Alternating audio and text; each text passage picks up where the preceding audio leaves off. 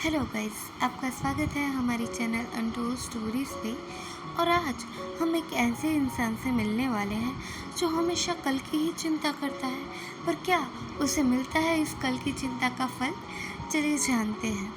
तो हम देख पाते हैं एड को, जो आज आया हुआ है शॉपिंग मॉल में। हालांकि एड एक परफेक्ट लाइफ जीता है। परफेक्ट यानी हर चीज़ उसे एक्यूरेट चाहिए, हर काम करने का एक फिक्स टाइम है और उसका एक फिक्स शेड्यूल भी है। वो अपने मॉल से यानी कि अपने नज़दीकी मॉल से अपने घर जाता है। घर के पीछे वो खड़ा हो जाता है और वहाँ पे एक होता है सरप्राइज डोर और हिडन डोर। वो वहाँ पे जाता है, कुछ सामान रखता है और फिर से रूटीन काम करने लगता है।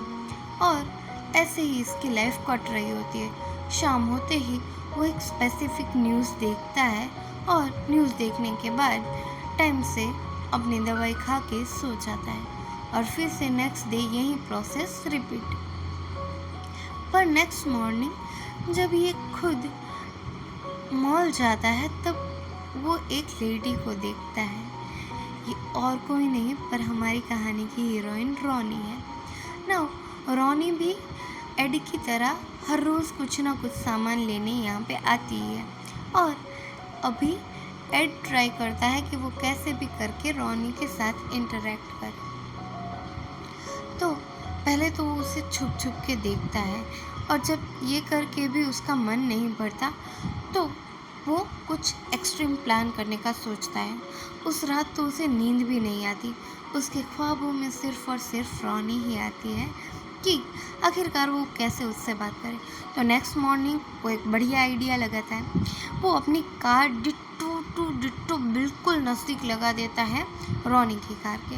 और जब रॉनी अपना सामान लेके बाहर आएगी तो ऑब्वियसली वो अपनी कार ना निकाल पाने की वजह से फिर से हमारा हीरो एड आके उसकी हेल्प करेगा और इसी बहाने वो फर्स्ट टाइम रॉनी से इंटरेक्ट करेगा। नाउ इस एज में आने के बाद रॉनी काफ़ी इनसिक्योर फील करती है या वो दूसरों से इंटरेक्ट करना कम ही पसंद करती है, पर एड को उसके बारे में और जानना है। तो नेक्स्ट मॉर्निंग होते ही वो दोबारा फिर से रॉनी से इंटरेक्ट करने की कोशिश करता है। वो आके उसे कुछ बताने की कोशिश करता है, जबकि हमारे हीरोइन भी उसके बातों में आ जाती है। तो ये लोग मिलते हैं कॉफ़ी के लिए। कॉफ़ी पे रॉनी तो काफ़ी चुप रहने लगी थी, पर एड उसे कुछ वियर्ड सी चीज़ें बताता है, जैसे कि दुनिया ख़त्म होने वाली है, जो उसे काफ़ी क्रीपी और अजीब भी लगता है। हालांकि वो एड की कंपनी एंजॉय करती है।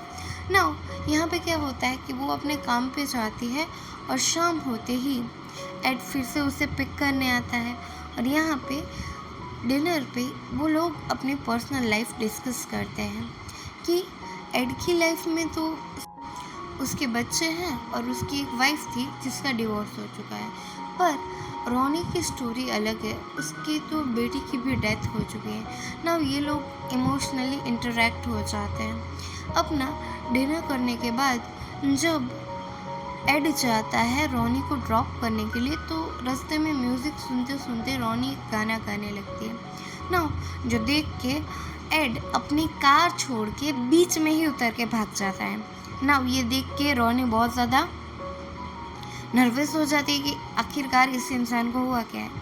तब एड बताता है कि वो रॉनी को बहुत ही ज़्यादा पसंद करता है।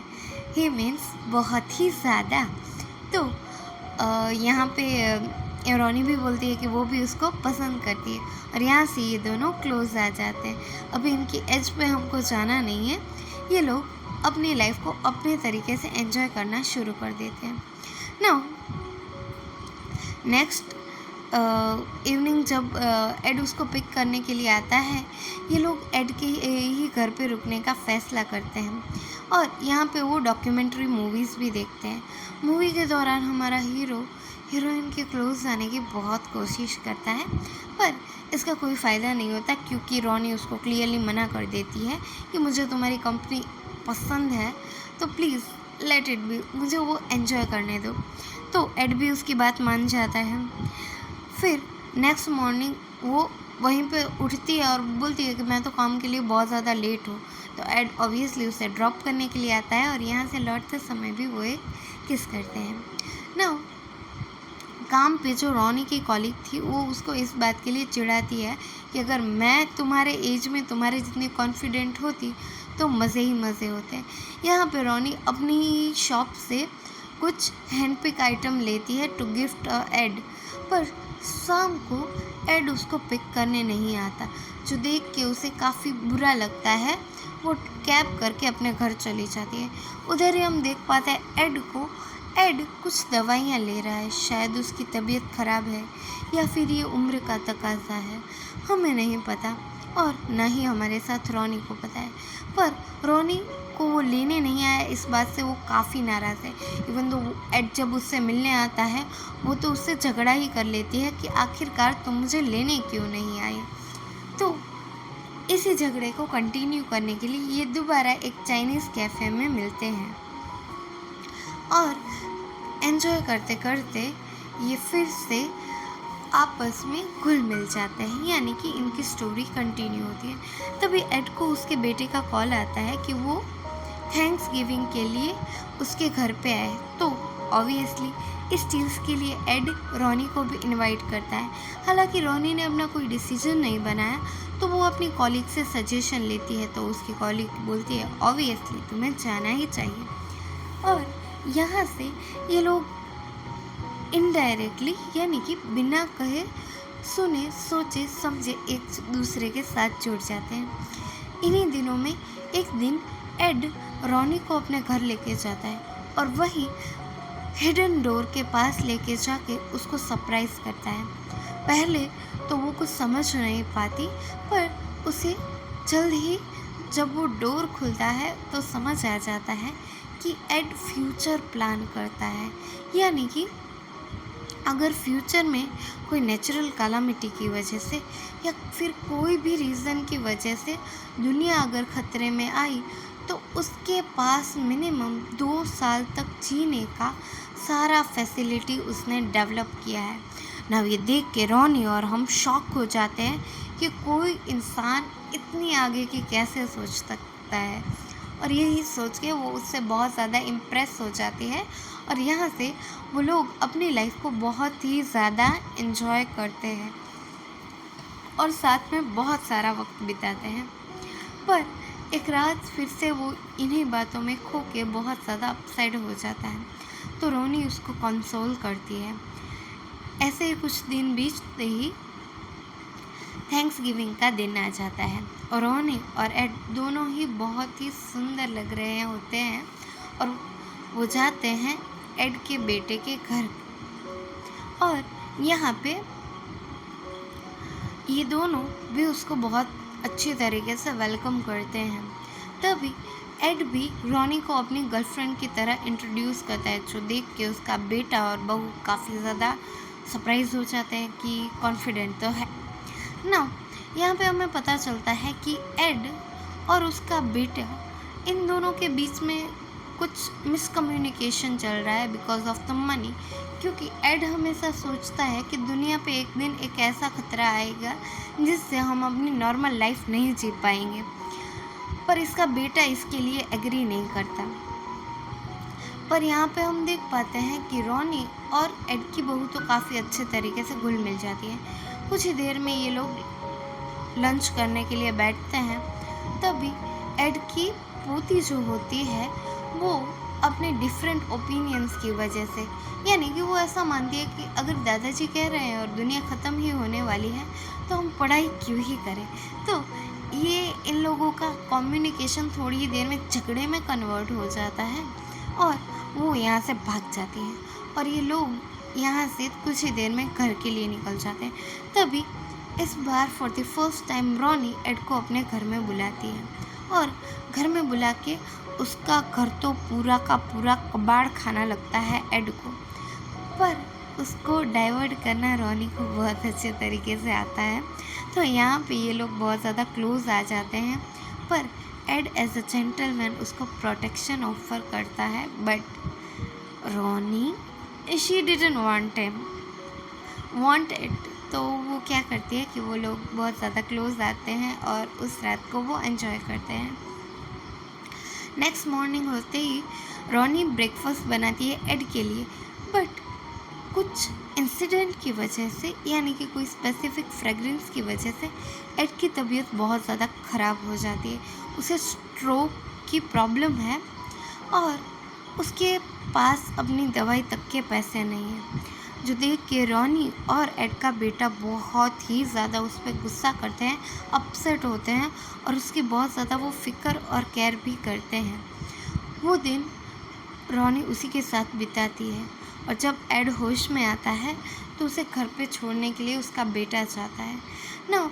यहाँ पे ये लोग आपस में क्लोज आने लगते हैं और अपना जो भी इशू है वो सॉल्व करने की कोशिश करते हैं। इसी खुशी में एड उसको अपना वो हिडन रूम भी दिखाता है, जो देख के उसका बेटा काफ़ी ज़्यादा शॉक हो जाता है, क्योंकि एड ने ये रूम बनाने के लिए, यानी कि ये स्पेस बनाने के लिए 40 लाख रुपए फूंक दिए थे। पर वो ऐसा बताता है कि मैं नहीं मानता कि इसमें आपकी कोई गलती है, क्योंकि आपने वही किया जो आपने समझा और आप इस चीज़ को एंजॉय कर रहे हो। तो यहाँ पे ये दोनों अपना जो रिश्ता है वो सुधार लेते हैं। साथ में रॉनी भी अब एड का बहुत ज़्यादा ख्याल रखने लगी है, उसको खाने के साथ दवाइयाँ भी देती है, जिससे वो दोनों अपनी एक हैप्पी लाइफ बना पाए। तो यहाँ पे एड भी कुछ डिसाइड करता है कि लाइफ मस्ट बी अनप्रिडिक्टेबल, तो उसको अपनी सेफ्टी का छोड़ के, यानी फ्यूचर प्लान को छोड़ के अभी भी जीना चाहिए। तो उसने जो भी स्टॉक इकट्ठा किया है, यानी कि 2 साल के लिए उसने जो भी सामान इकट्ठा किया है वो सारा का सारा सामान वो बेच देगा। तो इस चीज़ में वो रॉनी को भी इन्वॉल्व करता है। हालांकि रॉनी इस प्लान में कुछ खास इंटरेस्ट नहीं दिखाती और वो इधर से जाके अपने वो कॉलीग को बताती है। तो वो कॉलीग बोलती है कि तुम वो मत करो जिसके लिए तुम्हारा मन नहीं है। तो यहाँ पे इन दोनों के बीच में दूरियाँ आ जाती है, काइंड ऑफ झगड़ा हो जाता है, क्योंकि रॉनी अपना सामान बेचना नहीं चाहती और एड कहता है कि हम दोनों साथ में अपनी लाइफ जिए। तो ये दोनों काइंड ऑफ दूर हो जाते हैं, जिससे एड काफ़ी ज़्यादा सदमे में चला जाता है। पर उसका बेटा उसे संभाल लेता है कि हमारी खुशियाँ सिर्फ हमसे हैं, ना कि दूसरों को खुश ना खुश देखने से। तो आप अपना डिसीजन बना चुके हो, उसे ही फॉलो करो। तो एज़ यूजुअल एड भी अपने चीज़ों का सेल फाइनल कर देता है। तो वो सारा सामान का लिस्ट बनाता है और प्रॉपरली यार्ड सेल ऑर्गेनाइज करता है अकेले ही। वहाँ पे वो आराम से बैठ ही जाता है कि जब भी कस्टमर्स आएंगे वो अच्छे से उनको हैंडल कर लेगा। कुछ ही देर में वहाँ पे सैकड़ों लोगों की भीड़ जमा हो जाती है। तभी उन भीड़ में से एक औरत आती है जो उसे एक जार का प्राइस पूछती है। ये जार वही था जो रॉनी ने एड को गिफ्ट किया था। तो रॉनी बोलता है ये तो बेशकीमती है, पर डिपेंड करता है कि लेने वाले को इसको कितने में लेना है। तो यहाँ पे इन दोनों की प्रॉब्लम फिर से सॉल्व हो जाती है और ये दोनों साथ में ही रहने का फैसला करते हैं। तभी अचानक हम देख पाते हैं कि एक वॉल्केनो ब्लास्ट होता है और सिचुएशन वर्स होने लगती है। यानी कि किसी ने भी ये प्रेडिक्ट नहीं किया था, पर एड ने ये प्रेडिक्ट किया था और ये दोनों रेडी थे आने वाली प्रॉब्लम्स के लिए। ये दोनों अपने हाथ में हाथ डालते हैं और उस मोमेंट को वो एंजॉय करते हैं और अपनी जर्नी साथ बिताने के लिए फ़ैसला करते हैं। तो हमने सीखा कि it's never too late to fall in love. आज के लिए बस इतना ही। Thanks for watching.